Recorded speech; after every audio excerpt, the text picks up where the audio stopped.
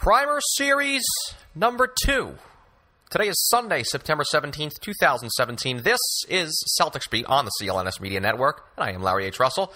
Moving along the top, or close to the top, of the Eastern Conference of what we expect coming for the 2017-18 NBA campaign, the Washington Wizards vanquished by the Celtics this past May in a classic-y-ish 7-gamer.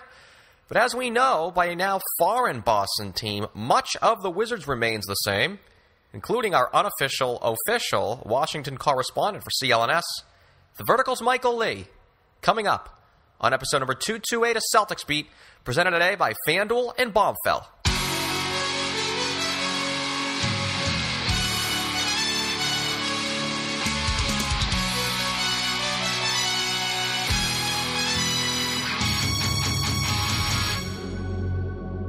Before we get to the primer, Michael, you penned a piece for the Vertical about a week and a half ago now. Great feature on Kyrie.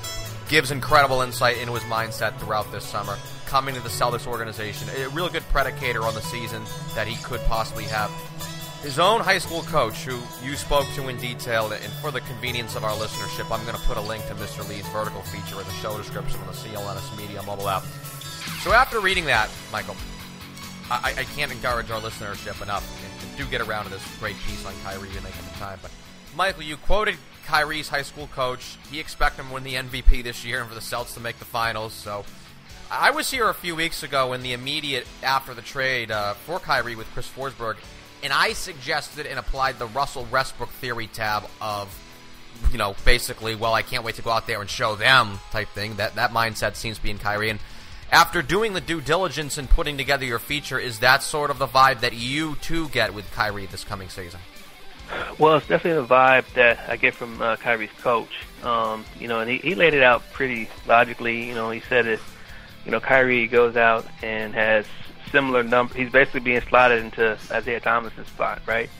So if he goes in and puts up identical production, he's surrounded by better talent this year than Isaiah was. He's got guys like Gordon Hayward and everyone else who can, help the Celtics potentially be better than they were last year. So if the Celtics get 57 to 60 some odd wins and Kyrie's averaging 28 points a game, people are going to look at Kyrie differently. They're going to view him in a different light, and that could put him in the MVP conversation, because it's always, a lot of times, MVP is not so much about don't want to give it a LeBron again. Don't want to give it a Durant again. Yeah. Well, a lot of times it's about narrative. A lot of times it's about what's the best story. What's the best story we can sell to the people that'll make the MVP worthwhile.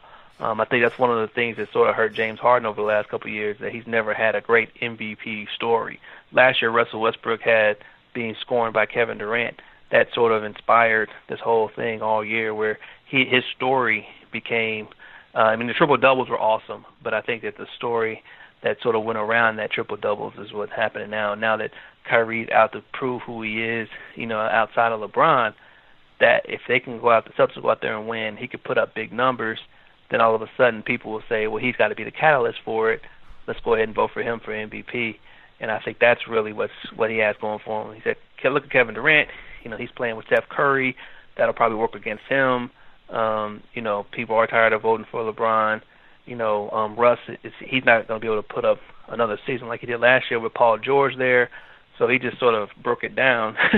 And Kevin Boyle is his coach, and basically felt that if the Celtics improve and Kyrie's numbers increase, playing for Brad Stevens in Boston, then it makes sense to consider him in the MVP conversation. And I think if you look at the numbers, Kyrie averaged 25 points last year, and he was he just turned 25, so a guy averaging 25 points a game, that's serious scoring. That's not the somebody that's going out there gunning. Like, you can't average 25 unless you have some ability.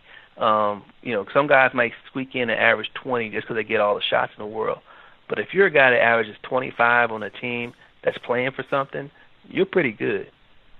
Kawhi Leonard would be another name, but you mentioned again the storyline. Spurs go out, they have one of those standard 55-win seasons. It's almost like, you sort of expect it, although there could be it's a Kawhi Leonard's term. But you mentioned sort of the whole storyline, the backdrop with Kyrie, the Kevin Durant thing with Russell Westbrook, and it sort of triggered something with me, Michael, and just how interesting the dichotomy of the general perception that there is, after the last 6 or 7 years now, ever since LeBron himself started this, the NWO trend, if I got to use a professional wrestling reference, not cool, right? But the old, well, let's just join up. And then, of course, Durant this prior summer. But, once upon a time, it was frowned upon pretty profusely, as a matter of fact, way back yonder. I know you were covering the NBA back then. If you remember, Kobe Bryant in 2001, and eventually by 2004, saying, listen, get Shaq out of here. Don't care how good he is. Don't care that we're at the top of the NBA. I want my own team. I want to be the man. And it was, hey, selfish, glory hog. Now, though, after LeBron and Durant, it has become refreshing and even welcoming for Kyrie. Instead of the glory hog labels, it's, wow, you got to give this guy credit for really wanting to challenge himself like that. And we are. Yeah, I think a lot of it is based on what we've seen and what we've learned from. And I can remember, when LeBron decided to join forces with Dwayne Wade and Chris Bosh, I was highly critical of the move. I thought that LeBron had sort of, he given himself an out when he could have been the guy, in Cleveland forever. He decided to team up with other All-Stars, and I felt like he didn't have to do that to win. But then I saw LeBron in Miami, and to me, that 4-year stretch is still the best that I've seen LeBron play basketball, especially the MVP season in 2013 when he was just like off the charts good, just beyond anything we could have imagined. And just seeing him playing around better players, seeing him playing with a system with Eric Spoelstra that just exploited all of his talents, it was cool to see him in that light. So now you could sort of view LeBron in a different respect. It's like, we thought we saw the best of him, but there's a better version of him. And I think it gave me an appreciation for what those kind of moves can do for guys. And then you just mature. You get older. You say, you know what? These guys have such a short window in their careers to do what they want to do, to play the game that they love. Then we can't try to lock them into one team, into one situation, and then make that be all that they are. Because these guys want more out of life. They want more out of their careers. And if they're not getting what they want from the team that they're on, we can't hold them back. And that's sort of the way I viewed Durant's move last year, where I felt like, well, okay, he gave Oklahoma City 8 years, gave the whole franchise 9. How many years does this guy have to commit to the team that drafted him? When does he get a chance to pick the team that he wants to play for? And so when he went there, I think now people see Kevin Durant in a different light. He's surrounded by better talent. He's a Finals MVP. And I think you start to appreciate more what being on a super team can do for guys and just what it can do to elevate their games and to allow us to see them differently than we did before. I don't think anybody saw Durant as the defensive player that he was, especially during the NBA Finals. And LeBron back in, I hate to interrupt you, but LeBron in 2012 was arguably had one of the better defensive seasons in NBA history that year. Yeah, exactly. I mean, just that whole Miami stretch for him was just, and then when you realize the struggles that Miami had to get to win a championship, even though they had all that talent. We're well aware the Celtics had them. They had them. Yeah, they had them. Yeah, so it's not a given that just because you're on a team with more talent that you're going to win. It's not something that's promised. So it's a struggle. And even when they won in 2012 against Oklahoma City, but the very next year against the San Antonio Spurs, if Ray Allen doesn't hit that corner three, what happens? How do we view LeBron, in terms of history? So I think that, just because you're on a team with that much talent, there's nothing given. So when you want to challenge yourself and you want to take a step on your career the way Kyrie has, I think at least for me, you've at least given me the benefit of the doubt. Like, because I want to see what he's capable of. And I know I've talked to a lot of people around the league, other writers, other people, executives and stuff. A lot of people feel like this is not the best move for him because, he's played with LeBron.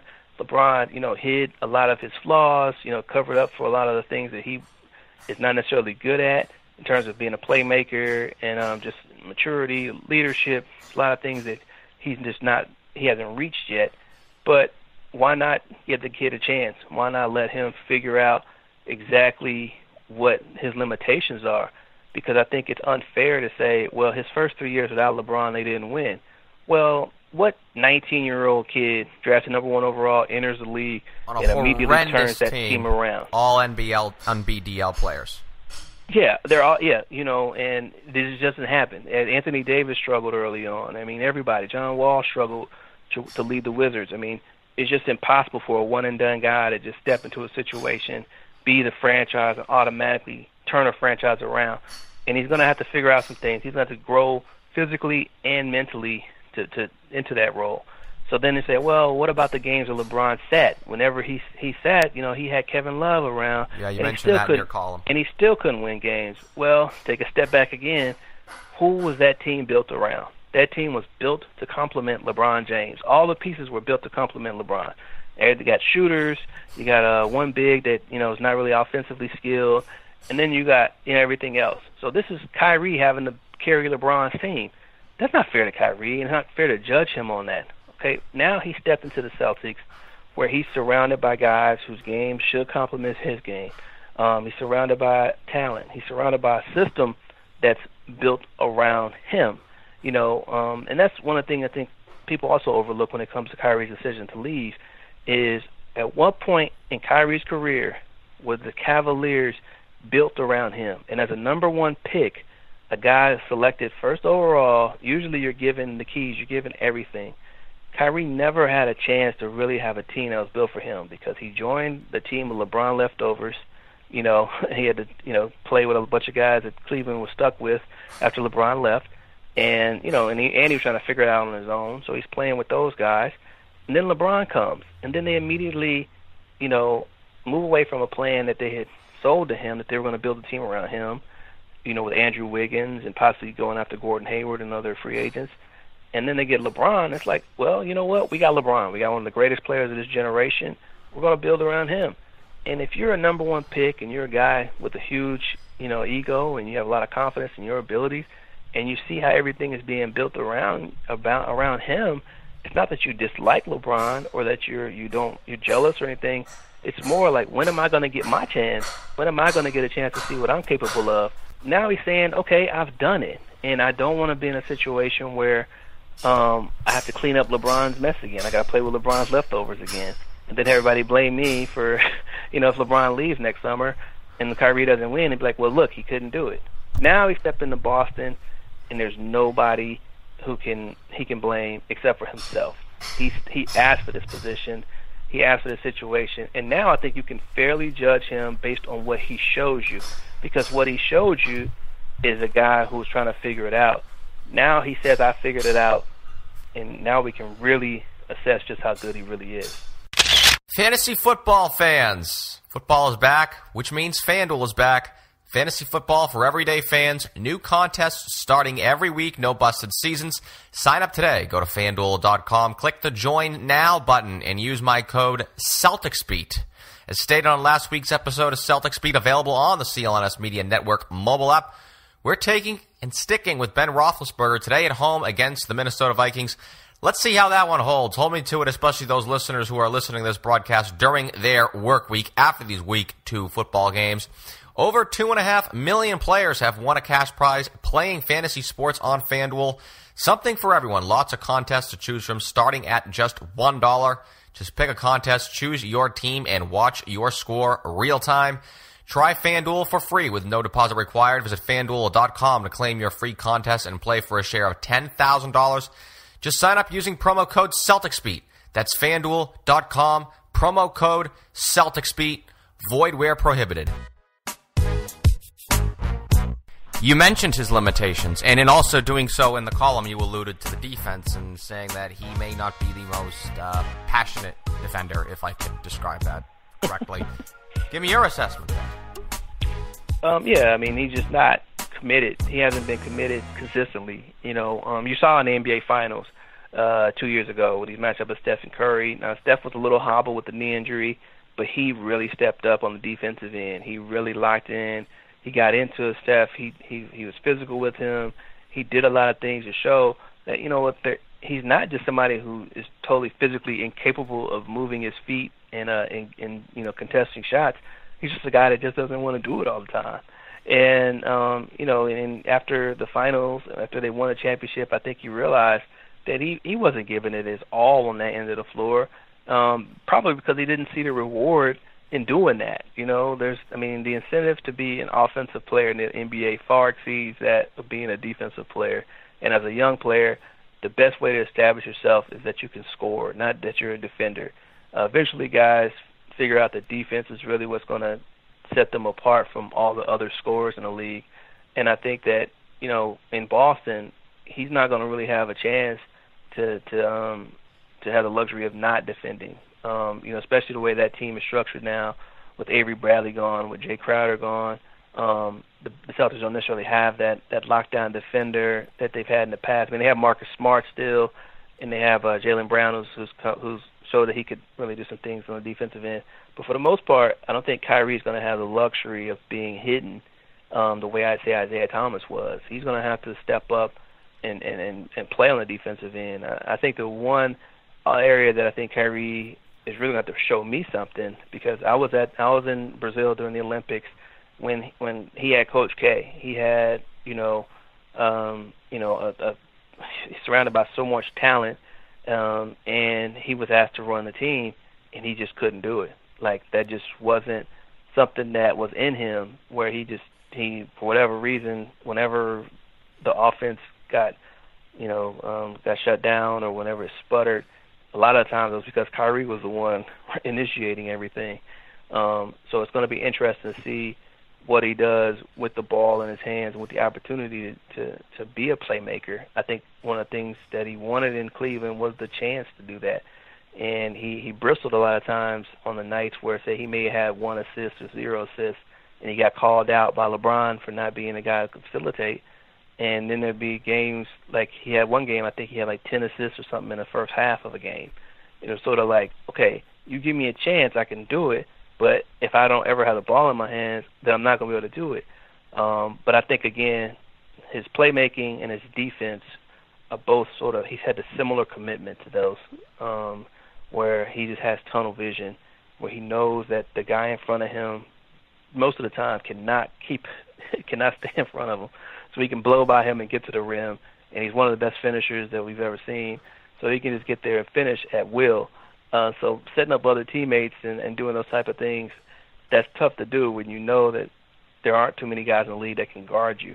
But, again, for him to be the player that he says he is or that he says he wants to be, the time for all of that, all the other excuses, they're out the window now. Man, I wish I could stay on this forever. This is great stuff that you have, and this is why, like I said, from what you've been hearing from Michael, I really just cannot reference this piece that Michael put up at the Vertical about a week and a half ago. Yes, it is in the description, but I do, fortunately/unfortunately, have to transition actually to the primary and turning to that team, Michael, in which you don't cover specifically as you make tours, of course, across the league and even the whole world last year during the Olympics, Brazil, but nonetheless, many a years at the Washington Post, your eyes, your ears, and your mind, and maybe even your heart still, Mr. Lee, are still ever as engaged on the Wizards, a team that, listen, we'll get into this. I think they will finish first in the Eastern Conference in the regular season. I don't know your thoughts. Whoa, really? Okay, we'll get to those soon, but before we do, to keep the transition sort of as smooth as possible, because you were talking about,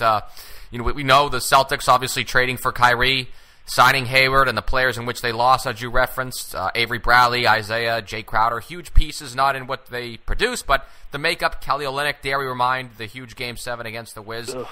And these were the guys that formed one of the more intriguing rivalries in the NBA these past few seasons that culminated in a pretty enjoyable 7-gamer last year. So, I should ask, the Celtics have a brand new team.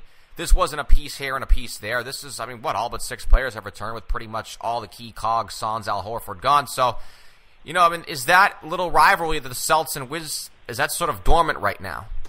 Yeah, unfortunately, but I think that happened the minute they traded Avery Bradley for Marcus Morris. Because Markieff Morris was sort of at the center of the entire God knows, he played thing last year for the Wizards in that series. We don't know. Yeah. Well, yeah. Well, his incident with Al Horford may still be some simmering, beef between that over the ankle injury. But I mean, overall, Jay Crowder's gone, and you saw his incident with John Wall. But I just think it's not going to be the same, and they've even admitted it. I think that what's happening for the Wizards though now is that they have to sort of raise their level of play to really be mentioned, because I think the one thing that this Kyrie Irving trade did is that it sort of made all the other supposed or alleged rivalries in the Eastern Conference less important, because all anybody cares about are the two teams at the top. So the only way the Wizards can really enter that conversation and have that kind of rivalry with either Cleveland or Boston, is that they have to prove themselves as on equal footing. And right now they're not. Right now they're a team that is on the verge, they're on the cusp, but they haven't won 50 games yet. They haven't, advanced to the conference finals. And I think that's when people will start looking at the Wizards in a different light. This can be the year for them to get that breakthrough, primarily because they're the one team that can hold on to consistency, and continuity. They got it, and no one else has it. Milwaukee-ish, sort of, yeah. Milwaukee. But Milwaukee's not. I don't think anybody expects Milwaukee to make a leap from 6 to 1 or 2. Right. Washington was right there. They're in Game 7 right there with the Celtics. I think that when it comes to just the way the Wizards are, you look at everybody else. He said, complete overhaul of the Celtics. Cavaliers look different now without Kyrie, and then Toronto, a team that doesn't get mentioned a lot either. They traded away DeMar Carroll, and so no other team is coming back with the same starting five as Washington. So, and they're going to be another year under Scott Brooks, so they'll be much more familiar with his schemes and his demands. The one concern that I have for Washington, and one thing that I think that if they're all healthy, then they have a chance to the do bench? it. No, okay. I think last year they were very fortunate that everybody was pretty much healthy the entire year. Their starting five, which to me is on par with any starting five in the NBA, played together just about every game. There weren't too many injuries or anything that separated that group, and their bench has not been up to par. So if there's any extended or even short injuries that can take out their starting five, it's going to be hard for them to keep up because they just don't have the depth. And I don't know if they made the moves this off season that could change that perception that they have greater depth. But I think that they were just fortunate. Like Bradley Beal had played the most games of his career last year, and we know that the first 4 years in this league he always dealt with something that got him with his leg that sort of set him back. And last year he was sort of able to get past that. And I think that it'd be great if they can do it one more year and that everybody can stay healthy and that their starting five can be on the floor together for extended periods again. But until they get their second unit up to par, it's going to be hard for them to say compete for the East. But if it does all line up and these guys are able to stay healthy, I think that people highly underestimate what Otto Porter can do to get better, and I don't think they really understand, that Brad's starting to figure it out too. When you get, did he have 40 in Game 7? Am I right? Was it 38? I thought it was 38. Well, when you get close to 40 in Game 7 of the 39.2, yeah. Yeah, something like that. Then you I think mentally you're starting to turn a corner, and he's just 24 years old. His confidence is really, starting to get there. He's starting to have complete belief in himself and with his body that he can stay healthy. If he can continue to make that progression where he can be an all-star and actually make the all-star team this year, which is very likely. It's very likely he'll make the all-star team this year, considering all the defections to the Western Conference with Paul George and Jimmy Butler and whatnot. But I think if he can make that ascension to an all-star, the Wizards can be in good shape. But again, I'm worried about health, and I worry about their depth holding them back. Yeah, their bench is sketchy. It was a struggle last year. They picked up Bogdanovic from the Nets. I believe they let him go. I think he's on Indiana right now. Their big moves really were re-signing John Wall and Otto Porter, having them, getting him the full long term. I believe they traded for Tim Frazier, who the Celtics had in camp a few years ago. He's actually carved himself out a nice little niche in the NBA. He should serve as a decent backup point guard. Bench, Jody Meeks, Mike Scott was, a good player for, decent enough player for Atlanta a few years ago. Has sort of fizzled out recently, but that was pretty much their offense. They clearly value continuity. The owner spoke of how they're pretty much built around 3 homegrown max players. A little bit, of course, was by necessity. They went after Al Horford and whiffed a few years ago, and now they're locked in with their salary cap situation. But really, continuity, and their defense took a huge jump out of nowhere last year. They started out the year terrible within the first month. That's why I actually think that the Wizards can be like a 52-ish 1 seed. I think the Celtics with this brand new team, this is going to take a little time. Cleveland is like, I just don't know. I know they're going to be good because they have LeBron, but that is going to be a very interesting situation to follow. The number 1 seed in the Eastern Conference last year was 53 wins. It'll be interesting to see if the Celtics can replicate that when I expect some early season struggles. So how about this? I'll throw this back at you. First off, you gave me a whoa the first time I mentioned in this broadcast of Washington actually being first overall in the East. Over under 47.5 wins. I know that's the official win total suggestion, and I'm not saying anything more than that. I'll give you an over under of 47.5. I'll go over, and the reason why I said it's not any kind of slight towards the Wizards. It's more that from my 13 years living in the Washington, D.C. area, and then my even longer time of living, seeing the top seed Wizards okay.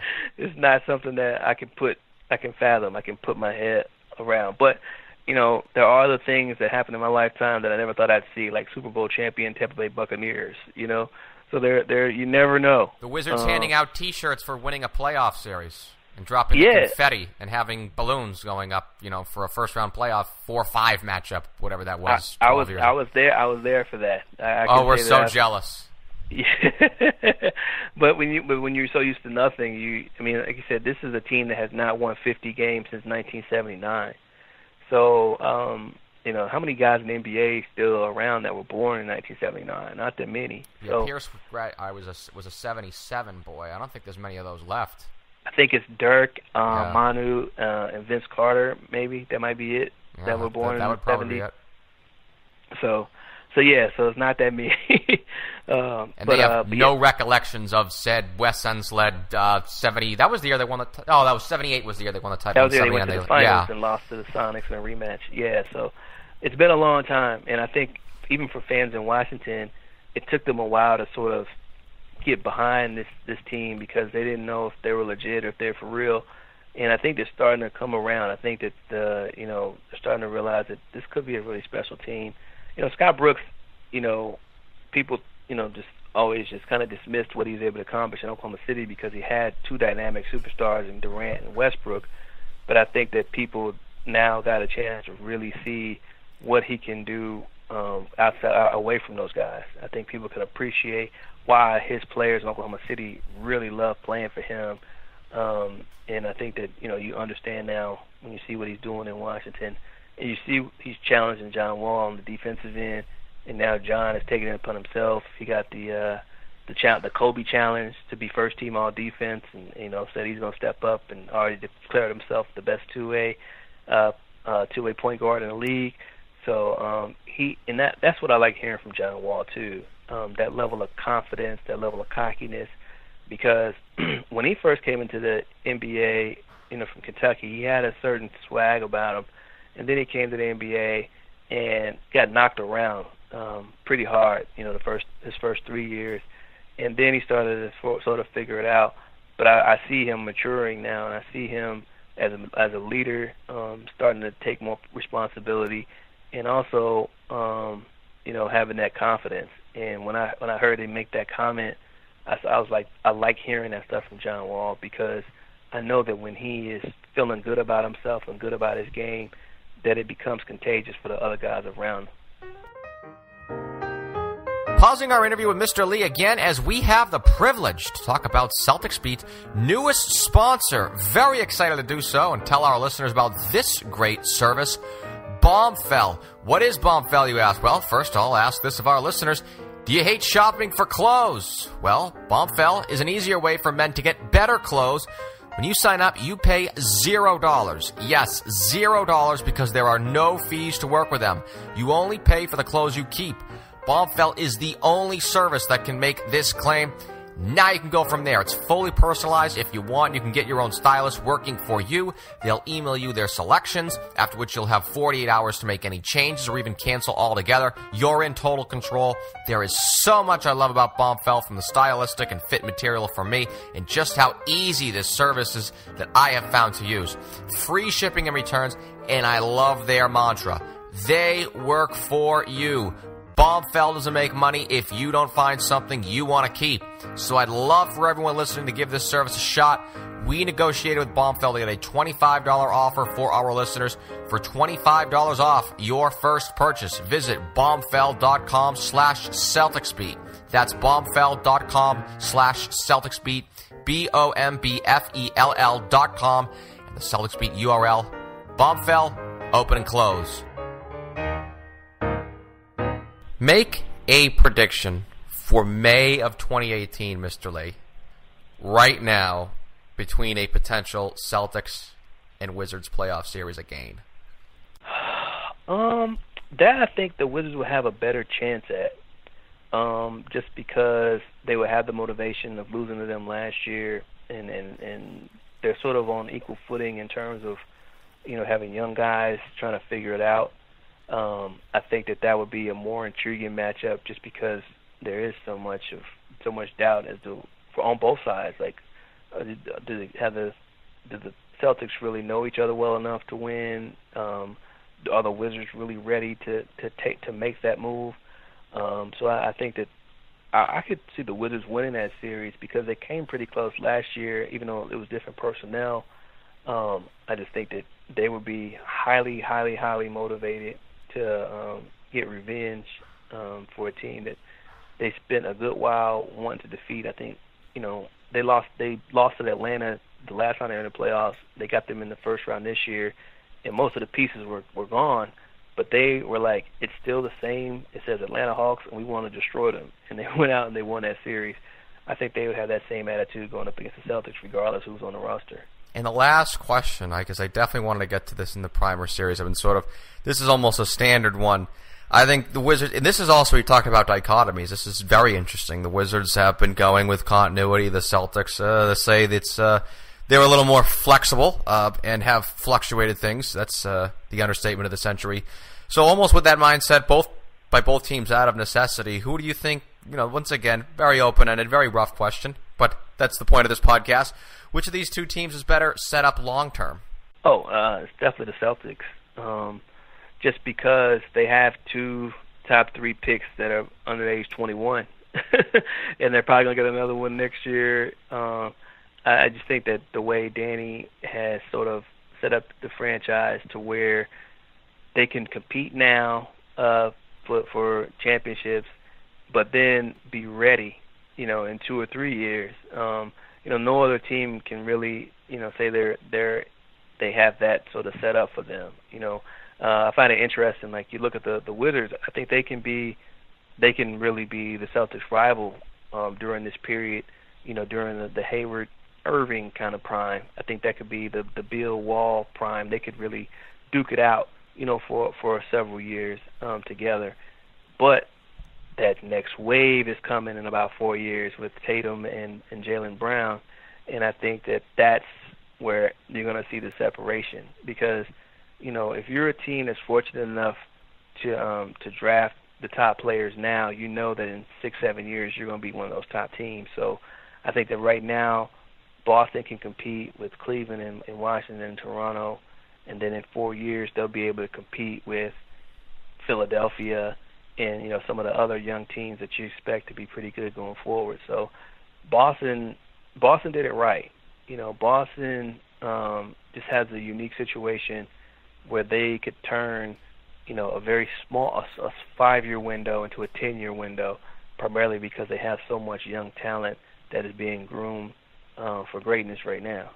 Michael Lee, The Vertical at Yahoo Sports. Follow the man on Twitter at Mr. Michael Lee. Did I actually talk you into it a little bit now that the Wizards could be the number 1 overall seed in the conference? You didn't seem to get away from that now as you got further into the discussion. If they can be healthy, I don't want to dismiss it. I think that if they can be healthy, that there's a chance.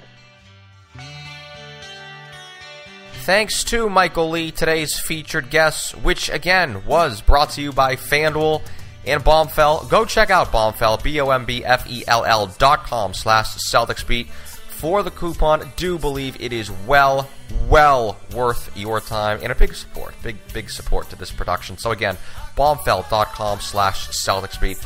And something that is well worth your time, Celtics coverage on CLNS, as you know, even in mid-September, on the YouTube channel has been daily video coverage from the leading online provider of audio-video coverage of the Boston Celtics, CLNS Media. Subscribe to the YouTube channel at youtube.com/CLNS Media.